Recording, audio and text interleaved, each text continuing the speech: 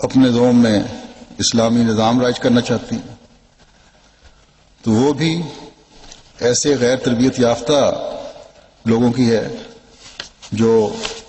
اسلام کا نام روشن کرنے کے بجائے اپنی متشددانہ سوچ کی وجہ سے غیر مسلم دنیا میں اسلام کو بھی بدنام کر رہے ہیں اور اپنے معصوم مسلمانوں کو ظالمانہ طریق پر قتل و غارت اور لوٹ مار کر کے ختم کر رہے ہیں۔ بس اپنی سوچوں کو مسلمان حکومتوں کو بھی اور علماء کو بھی بدلنے کی ضرورت ہے۔ اس حج کے موقع پر مفتی اعظم سعودی عرب نے اپنے خطبے میں بالکل سچ کہا ہے کہ عدل نہ ہونے سے بگاڑ پیدا ہوتا ہے۔ اگر مسلمان حکمران عوام کے حقوق کا خیال نہ رکھیں گے تو یہ بگاڑ پیدا ہوگا۔ انہوں نے بالکل صحیح کہا ہے کہ مسلمانوں کا خون بہایا جا رہا ہے اور اسلام میں دہشت گردی کی کوئی گنجائش نہیں ہے۔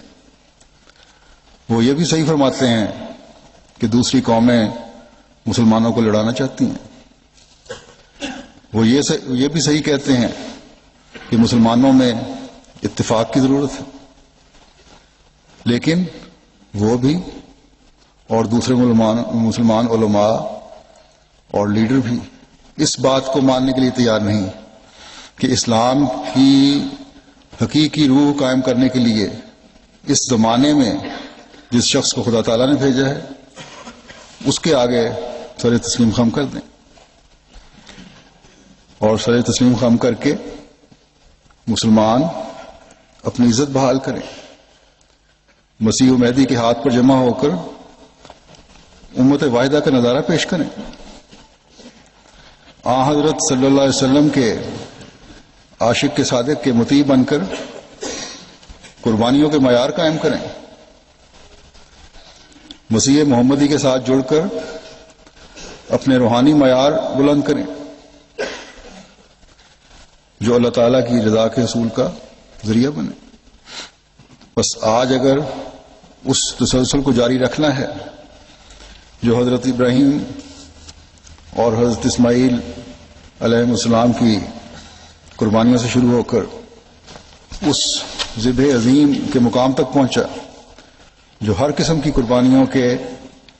معیار قائم کر گیا، تو پھر اس عظیم نبی کی پیشگوئی کے مصدق بنتے ہوئے مسیح و مہدی اور آن حضرت صلی اللہ علیہ وسلم کے عاشق صادق سے منسلک ہونا بھی ضروری ہے۔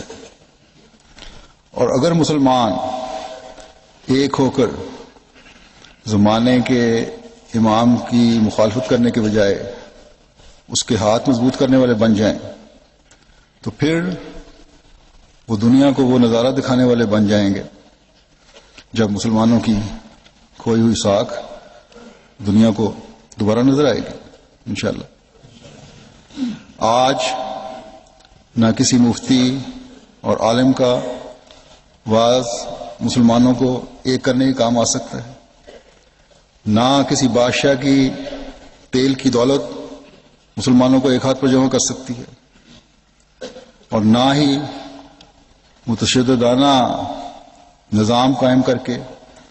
قرون اولیٰ کی قربانیوں کے معیار قائم کیے جا سکتے ہیں۔ ہاں، چند دن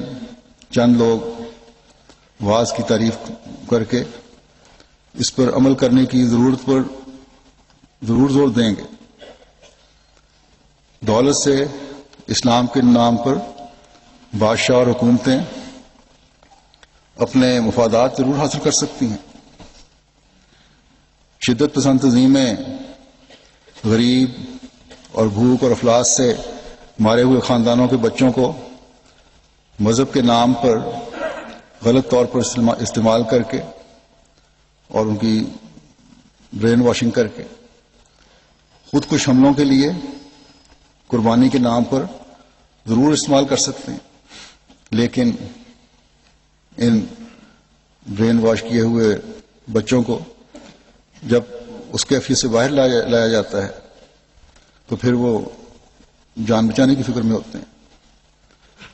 گویا کہ ان کے دل کی آواز نہیں. اور ایسے کئی لڑکے سامنے آ چکے ہیں جن کو پولیس نے پکڑا تو انہوں نے بیان دیے، جب ان کو تحفظ دیا گیا تو وہ اس قربانی سے پھر گئے. بس جب ہوش و حواس میں آتے ہیں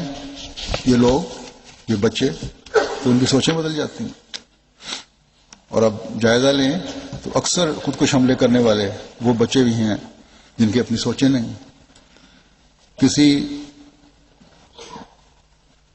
میچور سوچ والے کو آپ کبھی عموماً خودکش حملوں میں ملوث نہیں دیکھیں گے. ہوش و حواس کی قربانی تو ان دو بچوں معوذ اور معاذ کی تھی جنہوں نے چیتے کی طرح دشمن کے دل میں پہنچ کر ابو جہل کو واسع جہنم کیا تھا. لیکن وہ جان کے نذرانے پیش کرنے والے اپنے دین کو بچانے کے لیے، دشمن کے حملوں کا جواب دینے کے لیے میدان جنگ میں جاتے تھے. ورنہ تو صبر و رضا کے ساتھ تکلیفوں کو برداشت کرنے کا دور کوئی تھوڑے عرصے کا دور نہیں تھا. لیکن آج کون سی اسلامی جنگیں ہو رہی ہیں جن میں اسلام کے دفاع کے لیے یہ حملے کرتے ہیں، اور پھر حملے بھی اپنے ہی مسلمان ملکوں کے رہنے والوں پر، اور ملکی قانون کی پامالی کرتے ہوئے. بس یہ نام نہاد قربانیاں خدا کے ہاں مقبول ہونے والی قربانیاں نہیں ہیں. مفتی اعظم سعودی عرب نے ٹھیک فرمایا ہے کہ ہمیں اپنی حالتیں بدلنے کی ضرورت ہے. کاش کہ وہ یہ بھی فرما دیتے کہ ان حالتوں کے بدلنے کے لیے اللہ تعالیٰ کے کسی فرستادے کو تلاش کرو، اور زمینی اور آسمانی نشانات کو دیکھتے ہوئے یہ اعلان بھی کر دیتے کہ گو نشانیاں تو ظاہر ہیں اور ہو رہی ہیں، لیکن ہمیں دعویٰ کرنے والے پر کچھ تحفظات ہیں. آؤ اس حج کے دوران خصوصاً جو حج کرنے والے ہیں اور مسلمان عموماً یہ دعا کرے کہ اے خدا، اگر یہ دعویٰ کرنے والا سچا ہے تو ہمیں حق سے محروم نہ کریو. ہماری رہنمائی فرما تاکہ ہم تیرے پیغام کو جو تو نے حضرت صلی اللہ علیہ وسلم کے ذریعے دیا ہے قبول کر کے تیری رضا حاصل کرنے والے بن جائیں. اگر سچے دل سے اور نیک نیتی سے یہ دعا کریں گے تو یقیناً اللہ تعالی رہنمائی فرمائے گا انشاءاللہ. اور اس مسیح و مہدی کی بیعت میں آ کر جہاد کے اسلوب بھی ان کو پتہ چلیں گے، اور قربانیوں کے معیاروں کا بھی ادراک پیدا ہوگا. اور اس زمانے میں حضرت صلی اللہ علیہ وسلم کی شان احمدی کا بھی پتہ چلے گا، کیونکہ اس زمانے میں حضرت صلی اللہ علیہ وسلم کی شان احمدی ہے جس نے دنیا میں انقلاب پیدا کرنا ہے، جس نے دنیا کو حضرت محمد مصطفیٰ صلی اللہ علیہ وسلم کی جھولی میں لا کر ڈالنا ہے. نرمی، پیار، صبر اور دعا سے دنیا کو اسلام کے جھنڈے تلے جمع کرنا ہے. بس آج یہ خدا تعالیٰ کی تقدیر مبرم ہے کہ زمانے کے امام اور مسیح محمدی اور اس کے غلاموں سے یہ کام سر انجام دینا ہے. اور صبر، دعا اور قربانی کی روح کو سمجھتے ہوئے، قربانی کے معیار قائم کرتے ہوئے اس کام کو سر انجام دینا ہے. جماعت احمدیہ کی تاریخ اس صبر، دعا اور قربانی کے معیار ہمیں دکھاتی ہے. قربانی کا معیار خودکش حملوں سے اپنے آپ کو اڑا دینے سے قائم نہیں ہوتا، یا دنیا کو دھوکہ دینے کے لیے خودکش حملوں کو فدائی حملوں کا نام دینے سے حاصل نہیں ہوتا، بلکہ قربانی کا معیار اس صبر و رضا اور اطاعت سے حاصل ہوتا ہے جو خدا کا بھیجا ہوا اپنے ماننے والوں کے سامنے رکھتا ہے. جو پیغام سامنے رکھتا ہے اس کی اطاعت کرنے میں ہوتا ہے. جب آن حضرت صلی اللہ علیہ وسلم نے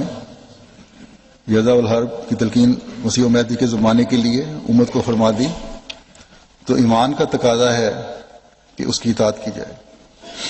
بس آج احمدی ہیں جو گزشتہ 120 سال سے جان، مال، وقت اور عزت کے نذرانے پیش کرتے چلے جا رہے ہیں. جماعت احمدیہ کی تاریخ کبھی جان کی اس قربانی کو نہیں بھلا سکتی جو صاحبزادہ عبداللطیف شہید نے حضرت مسیح موعود علیہ الصلوۃ والسلام کی زندگی میں دی. باوجود کئی قسم کے لالچوں اور کئی دن کی سوچ و بچار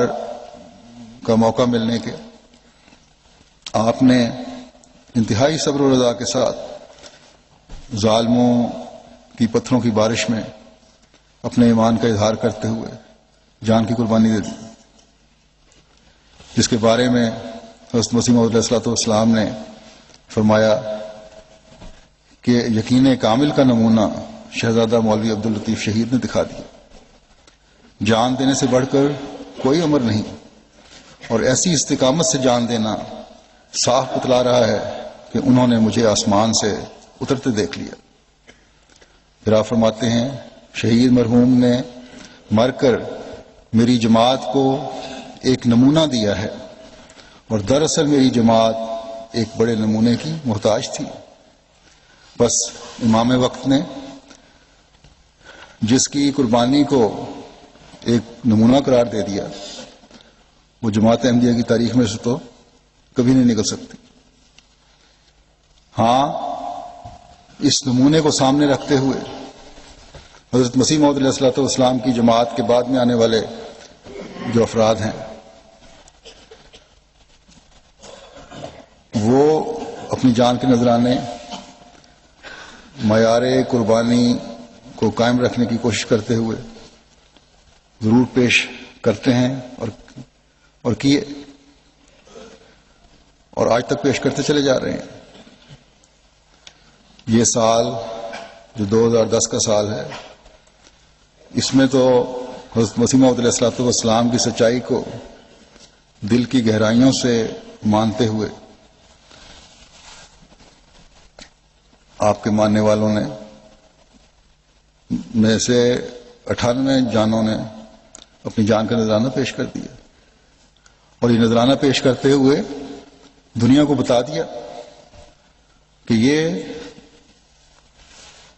جس معیار قربانی کو ہم قائم کرنے والے ہیں اس کی جڑیں اس روح سے سیراب ہو رہی ہیں جو آن حضرت صلی اللہ علیہ وسلم نے اپنے صحابہ میں پھونکی تھی، پیدا کی تھی. بس جس کی جڑیں اتنی گہری ہوں بلکہ حضرت ابراہیم اور حضرت اسماعیل کی قربانیوں تک پہنچتی ہوں، ان جڑوں کو بھلا دشمن کی مخالفانہ ہوائیں یا جھونکے کس طرح ہلا سکتے ہیں؟ مسیح محمدی نے جو پودا لگایا تھا وہ اللہ تعالیٰ کے فضل سے آج ایک تناور درخت بن چکا ہے، جس کی شاخیں دنیا کے ہر بر اعظم کے 198 ممالک میں پھیلی ہوئی ہیں. اس درخت کو بھلا یہ مخالفانہ ہوائیں کس طرح ہلا سکتی ہیں؟ ہم نے تو جماعت احمدیہ کی تاریخ میں یہی